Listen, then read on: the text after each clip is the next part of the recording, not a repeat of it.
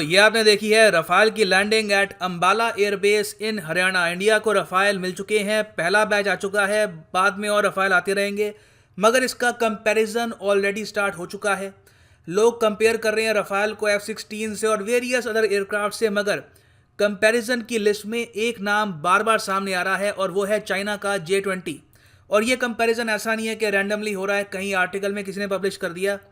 India के जो farmer air chief हैं धनोआ साहब, इन्होंने ये स्टेटमेंट दी है रफाल के आने पर। इन्होंने ये कहा है कि रफाल एक गेम चेंजर है और जो चाइनीज स्टेल्थ J-20 एयरक्राफ्ट है ये रफाल के आसपास भी नहीं आता।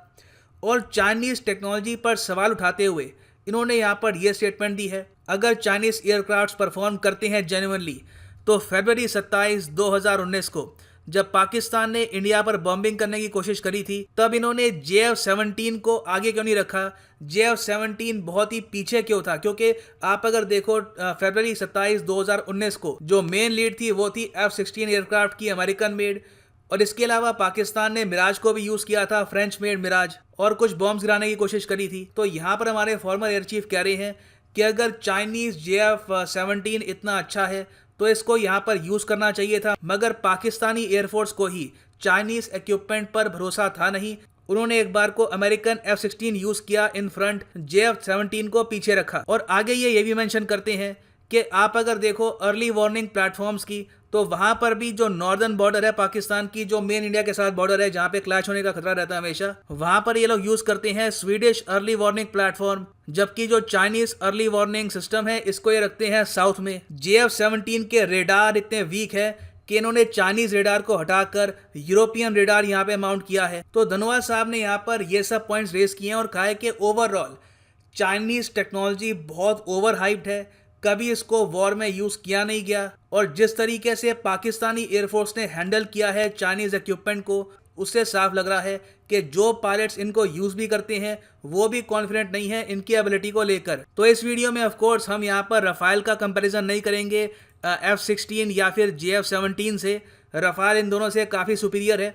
हमारा यहाँ पर मेन कंपैरिजन होगा J-20 से, जो पाकिस्तान के पास भी नहीं है। प्राइमरली आज के समय चाइनीज एयरफोर्स इसको यूज़ करती है और इसको बताया जाता है मेन कंपेटिटर ऑफ रफाल। बहुत कुछ आपको जानने को मिलेगा, so a lot to know, a lot to discuss as always. But before we begin, go to Google Play Store, download करो यहाँ पर स्टडी IQ एजुकेशन ऐप, और यहाँ पे आप परचेज कर सकते हैं हमारा फ्लैगशिप UPSC कोर्स, जिसके लिए EMI ऑप्शन भी अवेलेबल है। And don't forget to subscribe to study IQ and press the bell icon. Now सबसे पहली बात, चाइनीज एयरफोर्स या फिर जिसको ये कहते हैं पीपल्स लिबरेशन एयरफोर्स, इसके पास आज के समय रेंज ऑफ फाइटर एयरक्राफ्ट हैं जैसे कि सुखोई Su-27, उसके अलावा Su-30 भी है इनके पास, Su-35 आ चुका है इनके पास, चेंगडू 7 भी है, चेंगडू 10 भी है।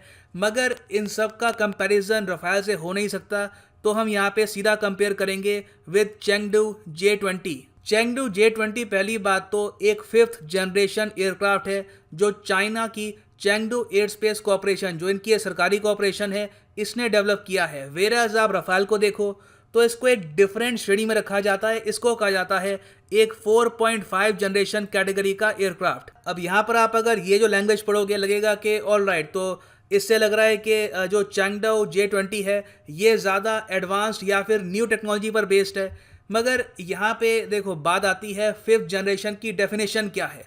पहली बात तो 5th जनरेशन एयरक्राफ्ट में क्या होगा, क्या इसके कैरेक्टरिस्टिक्स होंगे, ये अपने आप में काफ़ी कंट्रोवर्शियल और वेग है, कोई इसकी प्रॉपर डेफिनेशन है नहीं। कुछ कंपनीज हैं, फॉर एग्जांपल लॉकहीड मार्टिन, वो डिफाइन करती है एक 5th जनरेशन एयरक्राफ्ट को as an aircraft with stealth. अब देखो बाकी चीज़ें भी ये बोलते हैं जैसे कि लो प्रोबेबिलिटी ऑफ इंटरसेप्ट रेडार, मतलब कि रेडार में दिखेगा नहीं, उसके अलावा हाई परफॉर्मेंस एयर फ्रेम्स होंगी इसके पास, नेटवर्किंग कैपेबिलिटीज़ बहुत अच्छी होंगी, मतलब कि इसको डेटा मिल सकता है from aircraft carrier, other aircrafts, ground source, even satellite से भी ये डेटा ले सकता है। मगर ओवरऑल जब हम बात करते हैं 5th जनरेशन की तो एक शब्द सामने आता है और वो है स्टेल्थ। और दुनिया में आज के समय सिर्फ 3 5th जनरेशनल एयरक्राफ्ट मौजूद हैं। एक तो है J-20 चाइना का, इसके अलावा 2 अमेरिकन मेड हैं, एक F-22 रैप्टर, दूसरा F-35। इंटरेस्टिंगली मैं आपको ये बताता हूँ कि जो US में डेवलपर्स हैं, जो इनके यहाँ डिफेंस मैन्युफैक्चरर्स हैं, वो ये क्लेम करते हैं कि चाइना ने F-22 की हूबहू कॉपी करी है और अपना J-20 बना दिया है। तो आप कह सकते हैं कि J-20 बहुत हद तक F-22 रैप्टर पे बेस्ड है। अब किस हद तक वो कॉपी कर पाए हैं वो अलग सवाल है। और बाय द वे रशिया भी डेवलप कर रहा है अपना 5th जनरेशनल स्टेल्थ एयरक्राफ्ट। ये होगा सुखोई Su-57। ये 2020 के अंत तक तैयार हो जाएगा। तो अब बात करते हैं J-20 की स्टेल्थ टेक्नोलॉजी के बारे में। स्टेल्थ का मतलब ये है कि रेडार को ये चकमा दे सकता है, मगर ये बस एक थ्योरी में डेफिनेशन होती है। रियलिटी में स्टेल्थ का मतलब यही है कि रेडार पर उतना ऑब्जर्वेबल नहीं होता जितना एक नॉर्मल एयरक्राफ्ट होता है। मगर ये भी एक बिलीव था, ये माना जाता था। जब रियलिटी में स्टेल्थ एयरक्राफ्ट को टेस्ट किया गया तो पाया गया कि अगर 4.5 जनरेशन का भी कोई एयरक्राफ्ट है तो वो भी इसको आसानी से ट्रैक कर सकता है। स्टेल्थ का मतलब ऐसा नहीं है कि वो इनविजिबल हो जाएगा, वो दिखेगा ही नहीं। तो जो स्टेल्थ फीचर है ये काफ़ी हद तक ओवररेटेड भी है। और मैं आपको इसका एक एग्जांपल भी देता हूँ। यूएसए ने क्लेम किया था कि F-22 रैप्टर, जिसे कॉपी करके चाइना ने J-20 बनाया है, इसके पास एक एज है बाकी एयरक्राफ्ट से because of its stealth technology. मगर 2009 में यूएई में, यूनाइटेड अरब एमिरेट्स में, एक एयरफोर्स की एक्सरसाइज हो रही थी बिटवीन यूएस, फ्रांस और वेरियस अदर कंट्रीज। तो यहाँ पर F-22 रैप्टर और रफाइल ने भी पार्टिसिपेट किया था। इंटरेस्टिंग बात यह है कि रफाइल ने बहुत ही आसानी से F-22 रैप्टर को पहचान लिया, इसको डिटेक्ट कर लिया अपने रडार में, और जो एक्सरसाइज का सिमुलेशन था उसके हिसाब से अपना एक मिसाइल लॉन्च कर दिया। ऑब्वियसली असल में मिसाइल लॉन्च नहीं किया था, बस सॉफ्टवेयर में लॉन्च करके दिखा दिया ताकि ये रजिस्टर हो जाए कि रफाइल आराम से F-22 रैप्टर को शूट डाउन कर सकता था अगर ये एक रियल फाइट होती। और ये जो 2009 का इंसिडेंट है ये काफ़ी फेमस है। इसके बारे में आपको बहुत से आर्टिकल्स मिलेंगे। फॉर एग्जांपल ये एक और आर्टिकल है कि yes, Francis Rafale shot down American F-22 stealth fighter. और ये काफ़ी चिंताजनक बात है यूएस के लिए। तो अगर रफाइल F-22 रैप्टर को डिटेक्ट कर सकता है तो इसकी जो कॉपी करी गई है J-20 में, तो आप मान लीजिए कि उसको भी ये डिटेक्ट कर लेगा। तो जो ये हम बात करते हैं 4.5 generation aircraft, 5th generation aircraft, वो बस थ्योरी में ही है।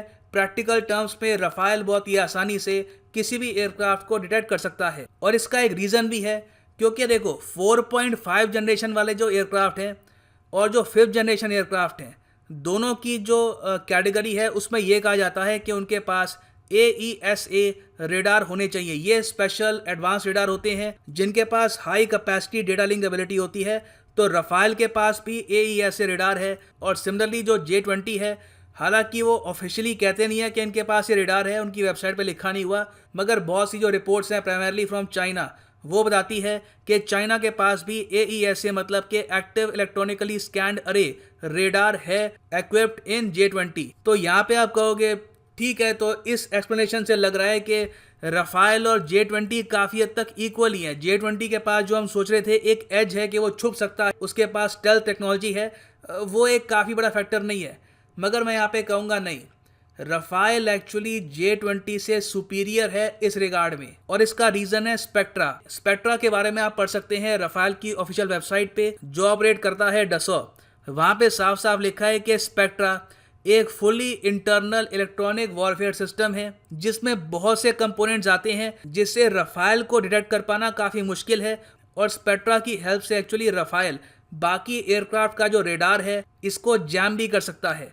तो जो रेडार जैमिंग कैपेबिलिटी है रफाइल की, ये काफ़ी ज़्यादा सुपीरियर है बिकॉज ऑफ स्पेक्ट्रा। तो इस टाइप की जो टेक्नोलॉजी है चाइना डेवलप नहीं कर पाया, क्योंकि स्पेक्ट्रा को डेवलप करने में डसॉ ने अपने कई सालों का एक्सपीरियंस यूज़ किया है। यूरोप में जो इनके पास state of the art laboratories हैं, जो इनके पास एक्सपेरिमेंट फैसिलिटीज़ हैं, उसका यूज़ करके अपने एक्सपीरियंस को रिफाइन करके स्पेक्ट्रा को डेवलप किया गया है। तो ये डेफिनेटली रफाइल को एक एज देता है कंपेयर टू J-20। नाउ फिर हम आते हैं वेपन्स पर। देखो वेपन्स में हम प्राइमरली बात करेंगे एयर टू एयर कॉम्बैट की। एयर टू ग्राउंड की यहाँ पे मैं बात नहीं कर रहा, क्योंकि हम यहाँ पे बात कर रहे हैं रफाइल वर्सेस J-20 की। तो देखो एयर टू एयर वेपन में रफाइल के पास सबसे जो बेहतरीन वेपन है वो है मीटियोर मिसाइल, जिसके बारे में हम काफ़ी बार सुन चुके हैं। और चाइना का जो J-20 है ये कैरी करता है सबसे बेहतरीन PL-15 मिसाइल। अब मीटियोर और PL-15 के बीच में जो डिफरेंस है वो काफ़ी ह्यूज है। पहली बात तो ये है कि मीटियोर मिसाइल की जो ऑपरेशनल रेंज है ये बताई जाती है 100 किलोमीटर्स के आसपास, और इसका एक 60 किलोमीटर्स का नो एस्केप जोन है। मतलब कि 60 किलोमीटर्स के दायरे में अगर रफाल के पास ये जो मिसाइल है ये लेस है तो रफाल से कोई भी एयरक्राफ्ट बच नहीं पाएगा।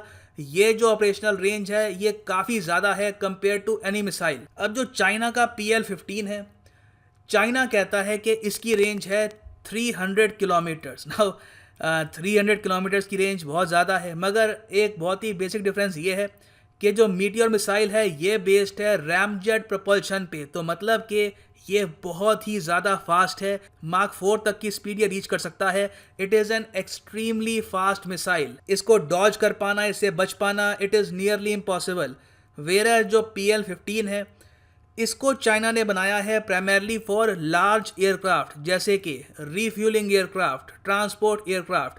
जो छोटे एयरक्राफ्ट हैं जो बहुत ही जल्दी हिल सकते हैं, बहुत ही जल्दी मूव कर सकते हैं, स्पेशली लाइक रफाइल, उनके अगेंस्ट PL-15 ज़्यादा यूजफुल होगा नहीं।